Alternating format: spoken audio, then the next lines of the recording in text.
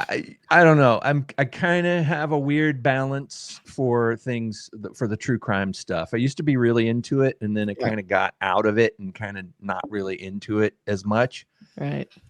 But sometimes when they do, and also, I hate to say it, but like based on a true story, true crime stuff tends to be even less interesting to me. I'd rather watch a documentary. Mm-hmm. How do you feel about that? I could go either way because I think there has been some really good stuff made as, dramatized. Yeah. Yeah. Well, the Ted Bundy thing that our friend Joe Berlinger did was really good. Ted Bundy thing was great. And they can pull it off, I think. But I think our interest in serial killers continues to live on. And I think it's interesting because I feel like serial killers are becoming a dying breed. Because it's harder. There's no good serial killers anymore. Why? Where are they all? I think it's harder to be one because I think there's so much surveillance, so much tech that is, and with the DNA, it's really hard for anyone to get away with it for years and have multiple victims. So I think there might be a few out there, maybe the really good ones, like the not good ones, very smart ones. Well, but mostly, I feel like people are getting caught early, so they don't get a chance to develop into full blown serial killers. I have this weird theory, is kind of horrifying theory, that there's so much weird darkness on the internet that I think people that are prone to don't need it anymore. They don't need it. They don't need to do it in real life anymore. You don't think they're inspired to do it by some of that dark stuff? Inspired to do, yeah. I mean, yeah. But I wonder sometimes if it's like, you can get enough just by looking at endless horrible things on the internet. I don't know. Oh, I don't know. Yeah, probably. Maybe it is. All that horrible stuff is actually doing us a service. But maybe serial killers at home. But yeah, so this is an interesting one because Ed Gein is not really officially a serial killer.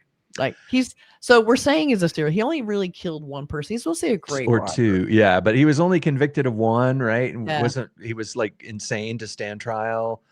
But what he mainly did was the Texas Chainsaw Massacre kind of stuff, where he was like raiding cemeteries and digging up bodies and then making stuff. Well, because he was obsessed with his mother and he wanted to kind of keep her around. So he was like making lampshades and doing kind of weird stuff with the skin. And I thought that was all kind of like just horror stuff, but he actually did that. But it was mostly, like I said, from grave robbing. But I'm interested in seeing this. It stars Charlie Hunnam, who is a very good looking man. And I'm shocked he's playing Ed Gein because it makes no sense to me. Yeah. Because Ed Gein is not a pretty man. Ed Gein, not a hottie, huh? Not a hottie. Nope, not hot. I mean, just like... So we have, in case you're wondering, that's Ed Gein on the right. Charlie Hunnam on the left. Yeah. So that looks like a shot of Charlie Hunnam from Sons of Anarchy, in which he was right. Great show. So yeah, let's check this out because I'm interested in seeing what they do to Charlie Hunnam to make him look even remotely like Ed Gein. So this is actually a Ryan Murphy series. They've done a few crime series. Ryan Murphy is just a rock star when it comes to successful TV shows. And so I'm anxious to see what he does with this. Yeah. Very interesting. And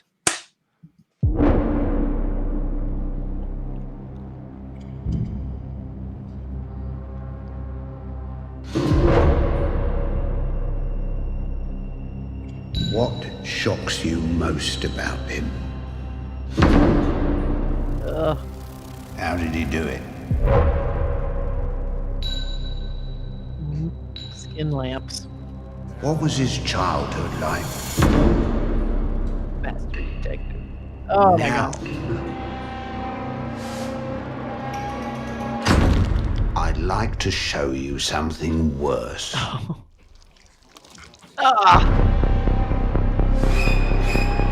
Oh yeah, Psycho. Yeah. Yep.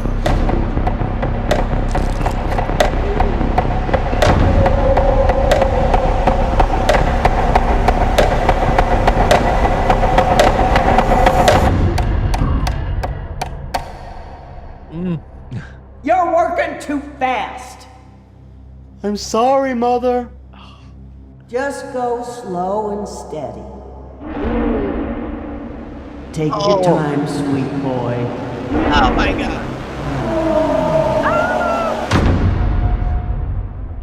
Okay. I like the color choice of the title, and like the lime green is a cool choice. Okay. What'd you think? Well, it looks interesting, and like it's kind of hard to compete with the things that they were mentioning there. Silence of the Lambs and Psycho and Texas Chainsaw Massacre. All of those are exceptional movies. They're all of them inspired by Ed Gein. Yeah. So weird that they made such great movies out of such a gross person. Yeah, and I have to say, I'm sure people are turned off by the title of Texas Chainsaw Massacre. It's got this, horrific title, and it is a horrific movie, but it is a well-made piece of film storytelling on a low budget. I love to read about the production of that film. And of course, Silence of the Lambs is beautifully made, and Psycho, of course, made by that guy, Alfred Hitchcock. That's right. And this looks like, how do you follow that and make something that explores places that those films didn't go, or in ways that those films didn't already explore?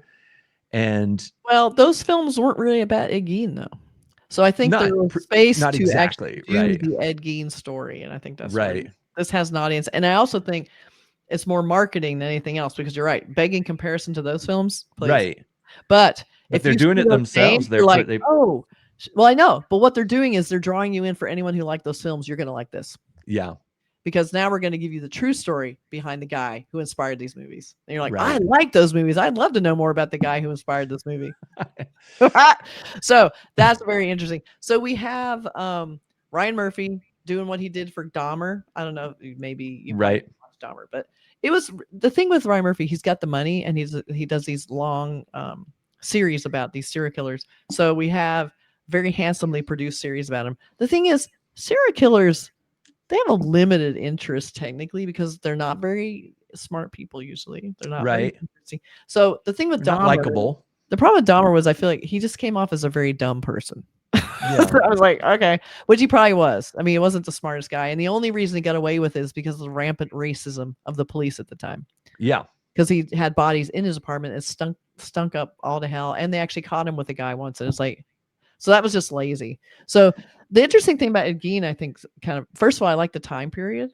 Yeah, the 50s. And I also like that they're going to kind of go into the psychology of a man who isn't really a killer, but eventually he's ramping up. Like he's robbing graves, like we saw the bodies on there.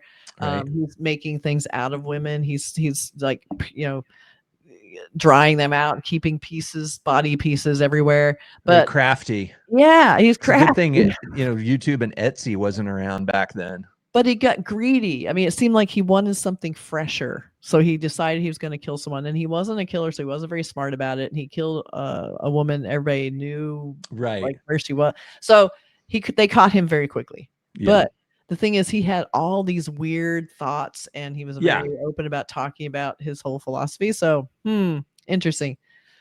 Yeah, he was one of those killers that fetishized horrible things, or sexualized really horrible things. Mother, and he had a whole mommy fetish. It was just mother, I'm doing my best. He wanted to be his mother. Like he had all kinds of problems, as we can see. So we have some cool posts. So many of these killers did, yeah. I like they're carrying through the screen. It would not be a choice that you would think of, but it makes it very branded and very unique, because you don't see this kind of color on posters very often. Yeah. It makes me wonder what it's trying to symbolize. Like, what is he being lit by? Like, it looks I don't know. To me, the green glow kind of gives me the impression of a computer screen or some kind of techie kind of vibe. I don't know why.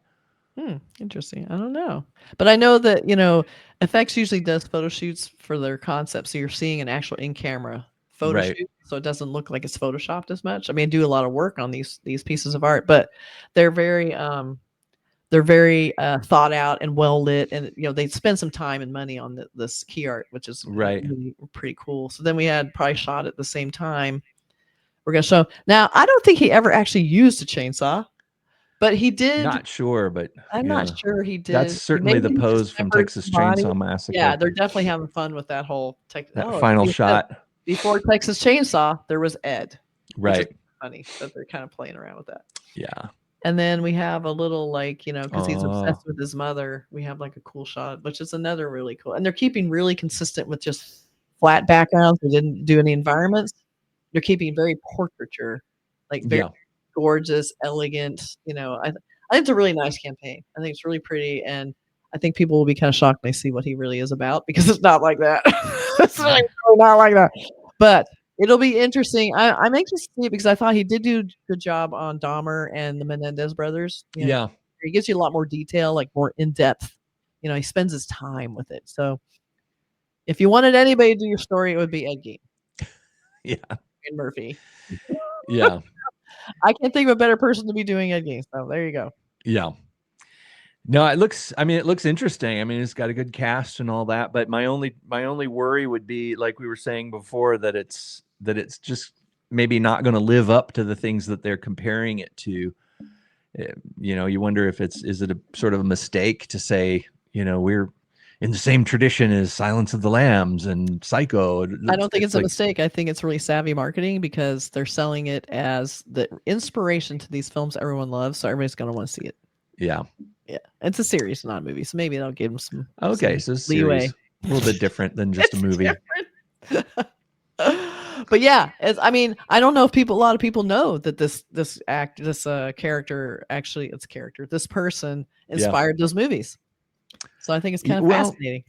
Yeah, there's just only a certain kind of person that's into true crime anyway. And, a lot of my friends my sister and I have shared so many books back and forth and stories, true crime. Got really into true crime for a while, but then I think I got a little bit overloaded on it for some reason. And I just have it's weird. I have like almost no interest in it, but I'll tell you, my wife will sometimes put on something, some true crime documentary, and I'm drawn in and I end up watching the whole thing. And so I love seeing bad guys get caught.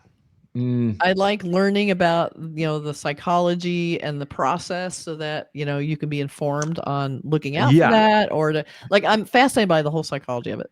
Right. But I not really to be like a to know them victim. get caught. I'd love to see bad guys get caught. So that's the main reason I think I like true crime, because it can be really dark and depressing if you see or hear too much of it, but you always can take some comfort knowing that these guys are off the street. So most of these famous serial killers have been caught. Yeah. Except for Zodiac. Everyone wonders about that guy. But here we are. Let us know what you guys think of this one. What do you know about Ed Gein that is an interesting detail for you? Put them in the comments. We'll see what you think. All right. All right, everybody. Bye.